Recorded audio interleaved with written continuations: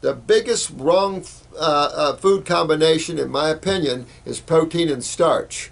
And the more sensitive you get to this, and the healthier you get, you're going to feel this every time, is when you combine a protein and a starch, it's going to sit right there and it's not going anywhere for a while. That's basically mixing a need for an acid initially, and of course a base or alkaline digestive enzymes, and it's just going to sit there and sit there and sit there.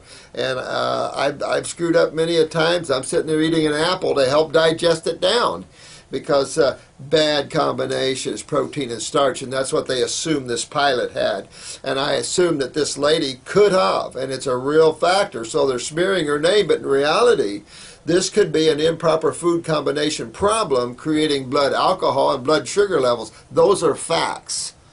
So I would separate my fast digesting foods with my slow ones. Watermelon, maybe with some fruit if you want it, but that'd be the extent of that. I really keep my melon separate than my other fruit, although I can eat fruit about 15 minutes actually after a piece of watermelon. Have known to put fruit shortly about 5 or 10 minutes after.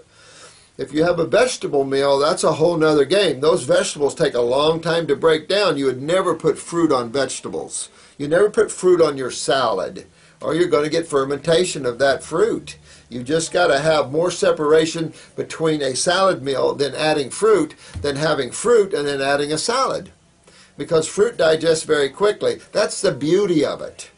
You know, most people like to have their energy in their digestive tract. Well, when you get away from that kind of thinking, you'll enjoy the fact that you have energy to be aware. You'll have energy to have in the day. You won't sit there and be digesting a breakfast while you're trying to do your work, because there's your energy, not here. And so this is one of the most important keys about detoxification and wellness. You don't put foods in there that spend hours to digest and the body has to break them down. Where do you have that extra energy to heal or detoxify itself? Your body is quite an aware organism, and it needs energy to function. It needs energy to clean itself out, things like this. So food combinations, nuts and fruits, I've heard that's good. Okay, I mean, a lot of people eat trail mix, but you're going back to this same thing. A base and an acid digestive enzyme combined together. Don't really recommend it, to tell you the truth, but there's a lot of trail mixes out there that have these. I've been known to eat trail mixes. I get away from them because they put weight on me. And then everybody says, well, you're fat. Well, I'm just eating trail mix. Well, trail mix isn't healthy. This is nuts again. And you've seen a comment from a subscriber here about what she's experienced now with nuts. And it's just, when you get sensitive, man, all this stuff comes to light here. And I would have never known half of this had I not been a fruitarian. And I tell you, the rules are different. The rules of the road are different at each level. And no one that's a vegetarian can judge a fruitarian just by ideologies, because they've never been there. If you've never been there, I can't judge it. I say, well, I've never done it. I don't know. That's honest statements. People are so ready to make statements about fruitarianism that's never been there. Those are the ones that have no credibility. People don't have any credibility to me that's never been there. I mean, how could you? You're speaking from an ideology or a conditioned thought or propaganda. You're standing on a false mountain, and there's no reality. Those are the people that have no credibility to me. If you've walked the walk, then we can talk.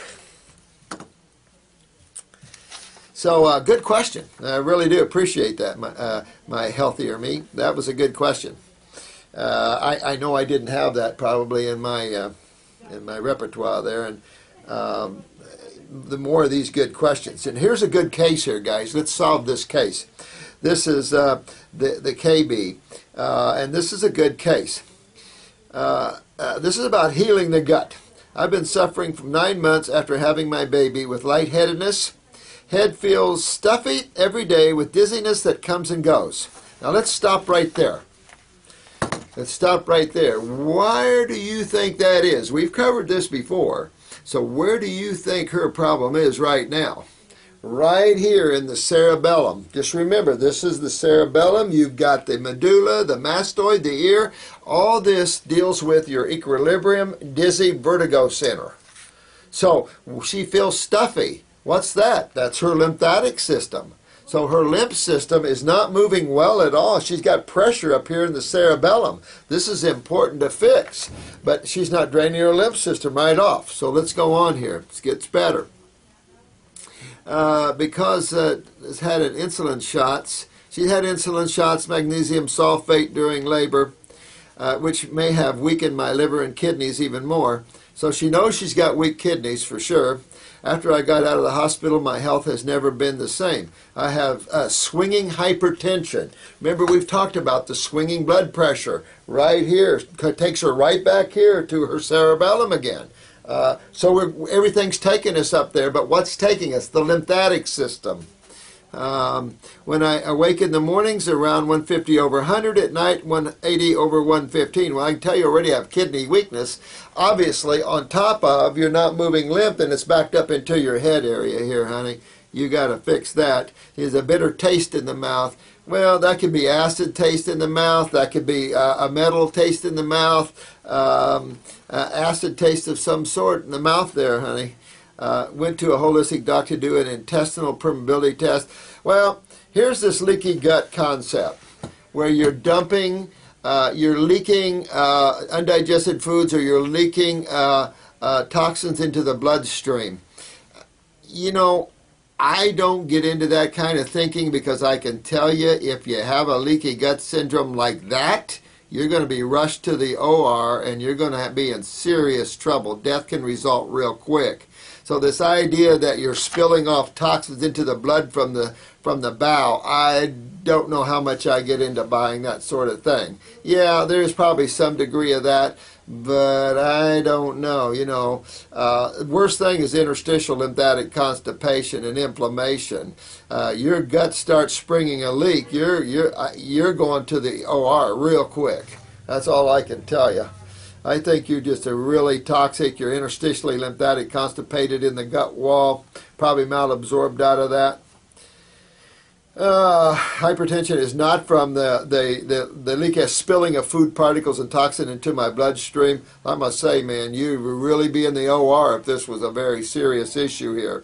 I would clean out my liver no matter what because your bowels are probably interstitially lymphatically constipated. Your lymph system's backed up. It's backed up in your head here. And of course, that's definitely a look at the transverse colon here. You say your eyes are, did I see down here that you have hazel eyes or something? That's chronic bowels. That's just chronic bowels, chronic gut. And you have to back up on that.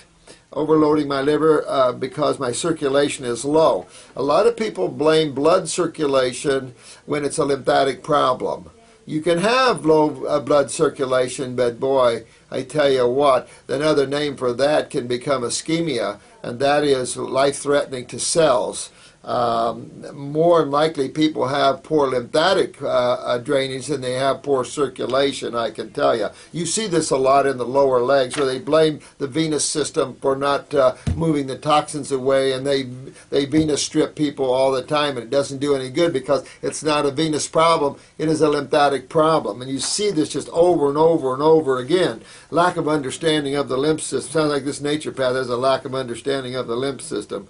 She's also anemic. She is low on blood. Low on blood what? You said low blood volume, low blood cells, low red blood cells, low white blood cells. Let me know what that is. That doesn't, the tightness, and she says that makes for my tightness and hypertension. That has nothing to do with blood. This is all lymphatic stuff, honey. This is all lymphatic stuff. I also have abdominal water retention, lymphatic stuff. Your chronic bowels, you're holding water because you're highly acidic. You got gallstones, liver stones, low hydrochloric acid. So you wouldn't want to eat protein, would you? That means you have stomach when you have a chronic gut. You have a chronic stomach and bowel area, and you want to deal with that. It's a good case. So you get on the stomach and bowel formula. You would do a lymphatic 1 capsules. The same time now, you're going to go into the kidneys real aggressively. You're going to go get your adrenal glands up. You're going to really do, say, lymphatic 4 for a couple of months, and then do lymphatic 3. Really start pulling on this lymph system. Do some fruits. She has sluggish pancreas and spleen. Well, you know, use an herbal formula for the pancreas. We have a herbal formula for the spleen. Clean these out. But more than anything else, the lymph system is your problem that's affecting all these other tissues if that's the case. If you have low enzymes, then you use the pancreatic formula to rebuild tissue. But what breaks down tissue? It isn't leaky gut, it's the lymph system. And this is where you see the biggest problem in this case right here is the lymphatic system. So you really want to address that real important. Yeah, and you're just telling me the iris is a chronic bowel iris.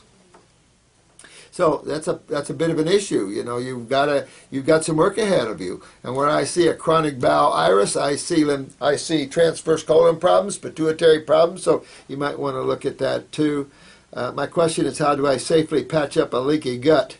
Well, you don't patch it up. Your body patches it up. But again, I carry leaky gut only so far because I can tell you in the medical world, if you have a true leaky gut, you're in the OR. So you want to strengthen. If your connective tissue is weak, work on that parathyroid gland. Probably wouldn't hurt you anyway to work on the parathyroid gland. Definitely get your lymph system draining out of your head area because this area is involved in you, and it could be suppressing parathyroid, thyroid, pituitary, and the like there. Decongest your liver and all that. That's all lymphatics anyway. But fruit. You know, this is a good case to stay on a high fruit, berry, and melon diet. Now you could take the bones for me if you needed to repair any tissue that you thought you might need. Then liver, kidneys, you do it all the same. I've read that we shouldn't detox our liver and other organs until we first heal the gut lining. Let's just take this sentence for what it is. I've heard that you shouldn't detox our liver and other organs until we first heal the gut lining. How would you suppose you could heal the gut lining without detoxifying the body? Because you can't start eating raw foods without detoxifying. It's just what your body does. That's how your body heals, because it is the acid toxicity that breaks down the gut wall. But I'm still not with you on leaky gut. I mean, we throw that word around a lot. But a true leaky gut is a much more serious thing. Naturopaths and health people throw that leaky gut syndrome around a little bit too much. It's a lymph system that's a really big issue here. If you have a true leaky gut, you're going to need surgery. But I can just tell you that this statement is an inaccurate statement, sweetheart. You were told wrong. Detoxification is cellular regeneration. You have to fix what breaks down tissue. If we're going to take this for what you're saying, when tissue breaks down, you have to repair it. What breaks down tissue? Well, there's only two sides of chemistry. It's the acid side of chemistry that breaks down tissue. So how are you going to fix that without detoxifying your body? You can't. You can't. It's because when you start doing the things it takes to repair tissue, it's a detoxification experience. So just remember that, and don't be afraid. Just eat a light diet of fruits, berries, and melons and move your lymph system, sweetheart. You'll be fine. But it's a good case, and it's took up all our time today, but I'll be back with you. But it's a good case, and I like these good cases, and you'll be okay, sweetheart.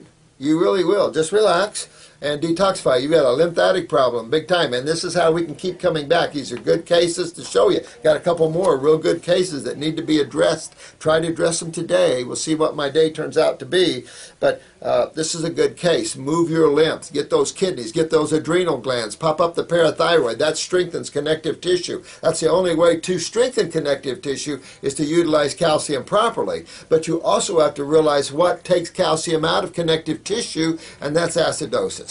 And acidosis is the lymphatic system.